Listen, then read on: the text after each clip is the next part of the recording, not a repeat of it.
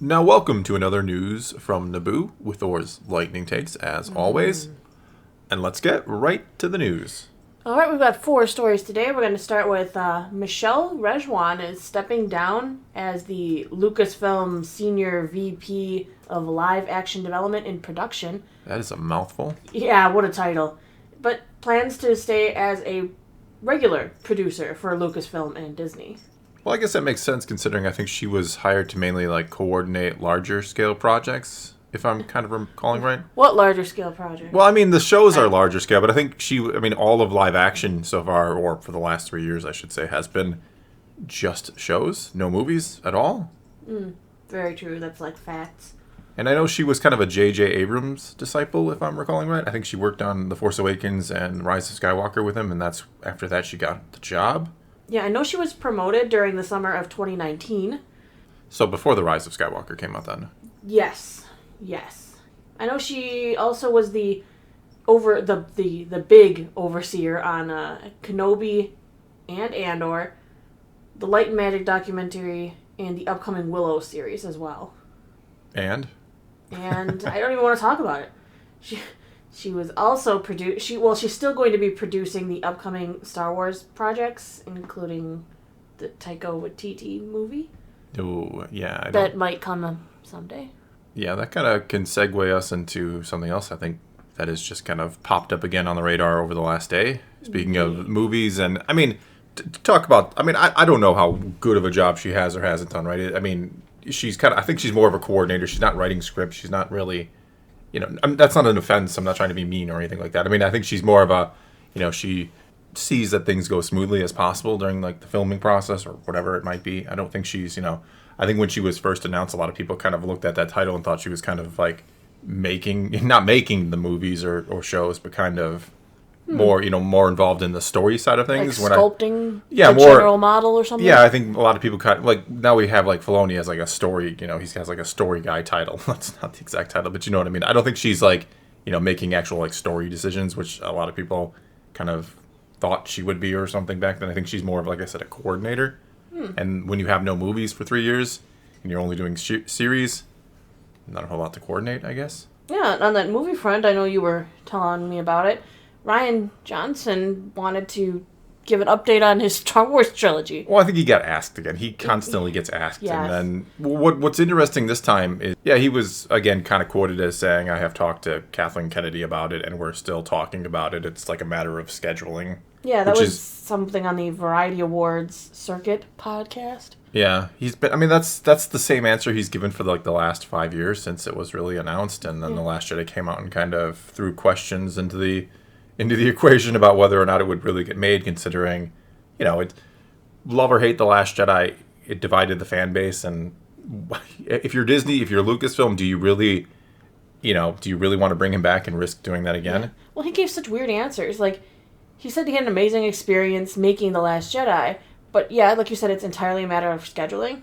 He said putting Glass Onion, a Knives Out mystery, and putting that out, as well as making the next one of those, is I think it's higher on his priority. Yeah, which is why I don't look. I'm fine. I don't care about Rian Johnson, right? You can love the guy, you can hate the guy. I'm more of okay, he did his thing, he's gone now. Let's keep him gone. That's my take. You can want to see this trilogy. That's fine. But he doesn't want to prioritize it, right? Kennedy said not long ago, they want people who can commit, 3 years, 5 years, whatever it is. And here's a guy he can't. And he can go do his own thing. I'm more power to him. I'm not trying to say he has to No, I'm saying if you really want to do Star Wars, then make the time to do Star Wars. Don't disrespect the franchise and say, I'll get to it eventually. I don't honestly think he even wants to. I think he's just saying it because he doesn't want people to think he got expelled. It's the right answer, right? When he was even asked directly if we'll get to bear witness to Johnson's trilogy at some point, he said, God, I hope so. Yeah, he doesn't doubt. No, he has his doubts. Look, let's be honest. They know. They're never going to acknowledge that The Last Jedi was some kind of misstep that, hurt the fan base. They're never going to say that. They're never going to say we made a mistake. And again, you can like it, but let's be honest. That movie wrecked the fandom. Really? And so why would you bring that guy back and do it again? Why? You're going to have a large percentage of the fan base who is not going to watch anything he produces and is going to be actively out there on, YouTube, other social media sites, and just blasting the hell out of anything and just trying to She-Hulk it and make something that's horrible and say, "We got you, trolls." Sure, but you gotcha. You get my point. There's no reason to do this trilogy. I'm sorry. There's no reason to bring it back and do all this over again and get everybody angry. And you're kind of on a little mini streak with Andor right now, where it seems like even the people who don't like it are not out there blasting it. Right? Mm-hmm. We're not getting all these hate videos about it. So we got Mando season 3 coming up. We got Ahsoka, Tales of the Jedi bad, but you got some potential good hits coming up. Why would you kind of muddy the water and have your first movie back whenever that's going to be like the Rian Johnson trilogy? No, let's kind of keep this little mini, and it's a very mini hot streak, but let's keep things rolling in the right direction and not kind of destroy the fan base again with a Johnson trilogy. All right, well, let's move on to our next story. The Sabine actress Natasha Bordizzo has finished filming for Ahsoka. 5 months after the filming began, they're getting closer to calling it a wrap already. It seems really fast to me how they can do this, but a whole season in a matter of months. But apparently, this is just how it's done, and I'm ignorant in the process. I think this just goes to show a lot of it was filmed on the volume again. That you're not really going on locations, you're not moving around the world. Andor seemed like it's filmed, and granted, Andor was 12 episodes, but Andor seemed like filming took forever on that, from what we kind of heard. Yeah. So I think a lot of this is just on. It's got to be much, much easier, right, to just have more or less one location to film. You show up every day. It's a new you got a new background, you got some new set pieces, and you do your thing. So yeah. I don't think it's too surprising that they finished this quickly. I hope Ahsoka looks good because I'm hoping we go to some different planets. We're not going to more, deserty planets. We're gonna see some kind of, something different again, something like a Felucia, something colorful and lively. Let's go to wild space, or let's do something fun. I mean, we haven't seen much of the show at all yet. Still waiting. We got a trailer, and that's about it. We haven't even seen Bordizzo as Sabine Wren. Maybe though that could happen during season 3 of The Mandalorian. Maybe she shot a couple scenes. Just I don't know. I mean, she was a huge part of the storyline in Rebels. She is a Mandalorian with Mandalore and the Darksaber and Bo-Katan. So why not? No, I think there's a solid chance we'll see her in season 3 of The Mandalorian. I mean, it is currently set to debut sometime in February. They haven't changed it on us yet or really updated it at all. But I mean, I would see no reason why you don't bring a Sabine and probably Ahsoka again into season 3 of The Mandalorian at some point just to push that next series. Again, Ahsoka, obviously famous, loved in the fan base, but outside of it, she's kind of that character that showed up in season 2 of The Mandalorian for an episode. So, push her, push Sabine, push this kind of upcoming series that a lot of people, again, outside the core fandom don't know much about. Mm-hmm. All right, next story. We've been having a couple new Andor Featurettes that just dropped out of hyperspace. The first one was the Andor composer, Nicholas Britell, talking about the music he had done for episode 6, The Eye. I thought the music in that episode was phenomenal. He says kind of like the basis for the episode's climax was 2 things happening at the same time. So he wanted to capture the Aldahani people as well as the phenomenon, while giving a specific melody to the Natives Festival. He also revealed he created a sound for the eye itself, that it almost feels like it has its own voice. And the Natives chanting is supposed to kind of mirror that sound, like their traditions and all their folk songs and stuff for this ceremony are based off the sound of the eye, which I thought was really, really cool and in-depth, and I want to watch it again, just that scene, to look at that more closely myself. And speaking of the music, we learned that the soundtrack will be divided into 3 volumes. Volume 1 will be dropping on Friday, covering episodes 1 through 4. So let me get this straight. They didn't just throw something on screen that looked cool. They actually gave thought to why it would be what it is and how the indigenous people would react to it and interact with it, I suppose. And I mean, it makes perfect sense. If you have a phenomenon that occurs every 3 years, and you're in awe by it, especially if you're they obviously this has been going on for thousands of years, and they at one point we were a young culture themselves. Yeah. First time seeing that, they're shock, awe, fear, and as they realize it's happening the same time over and over again on a cycle, it becomes something special to them, a ritual, tradition. Yeah. So why not start mirroring it in your yeah. music and the everything leading up to it? No, I absolutely get. I mean, that's what I appreciate. I feel like, The wow, you thought, actually yeah. put thought into something that you put into, and not just in, we wrote it after in a visual dictionary to make something up. No, it's No, it actually was part thought of of. the story. Yeah. He thought of it very closely. I mean, he thought of it working with Tony Gilroy and then put it into the music.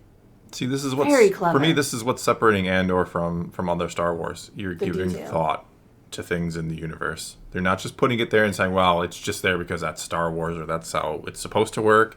No, you're giving thought to how the universe actually works, or the galaxy, I should say.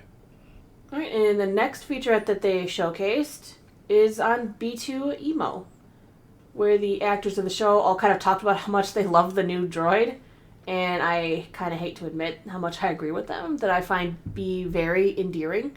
He reminds me of a kid brother. I mean, he comes around and he'll tell Cassie what Marva said before she can say it, and she's like, "Hey, you, shut up," and he kind of sulks like a little brother would.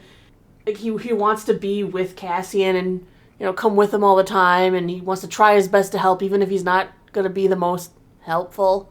He's like a little kid brother, and it's adorable, and I find him very cute. And maybe once this is over, we could kind of start doing polls on the Star Wars droids and how he ranks among the greats. Well, I do happen to have this series that I've kind of been neglecting. The Battle of the Heroes and Villains. Oh no, Deals with all I just want a characters. droid series. Well, the droids get covered too. They are characters Well, I in Star just Wars. want one on droids. Well, I've kind of been, for those wondering, we're getting into the more obscure characters, so I kind of put a pause on it just so we could, maybe get a couple shows, a couple newer, bigger characters to discuss. I think Andor will be an interesting character to redo. Some of the other characters in the series will be interesting to redo, so it's kind of what's happened to that. But I want just a droid poll. Well, I'm sure we could do that in theory, but But not in practice. I didn't say that exactly. Let's I'm see just what saying the we kind of comments do. have to say. Well, I mean, Maybe they want just a droid poll. potentially. Maybe that could be this Best channel's droid, thing. not Droid named poll. R2 would win. Well, no, he could still be on the running in the list. I mean, this is a full-on. We'll make a whole list of the droids, and people can suggest droids, and I don't know. We'll figure it out. Droid Wars, we can call it. Droid Kind of like Wars. BattleBots. BattleBots. Yeah. All right, let's move on to the last story today. We're off topic again. Star Wars 9-week holiday. Bring Home the Galaxy kicks off with new toy reveals and more. So we're in the 2-month stretch now before Christmas, and Lucasfilm is, of course, getting ready to celebrate the holidays by taking our money. Yay! A 9-week Star Wars holiday named Bring Your Wallet. Bring Home the Galaxy has kicked off, and it's going to run through December 13th. It's going to have brand new product reveals, spotlight must-haves from across consumer products, games, and publishing, inspired by the Star Wars portfolio. They specifically mentioned including like Obi-Wan Kenobi, The Mandalorian, as well as the classic content like the Skywalker saga films, animated works like The Clone Wars, and more. Every Tuesday morning, we fans can expect an assortment of new gift ideas with toys and apparel, collectibles, and more from licenses including Hasbro, Funko, Lego, The King, and Mattel, as well as many others, with some items available for pre-order and others available immediately at retailers including Shop Disney.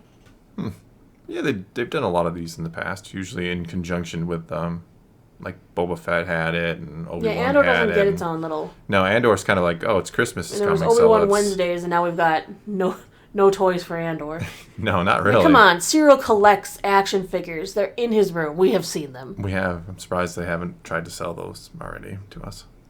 He had clone action figures. It was the coolest thing. He is way too relatable. I love it. He is very relatable.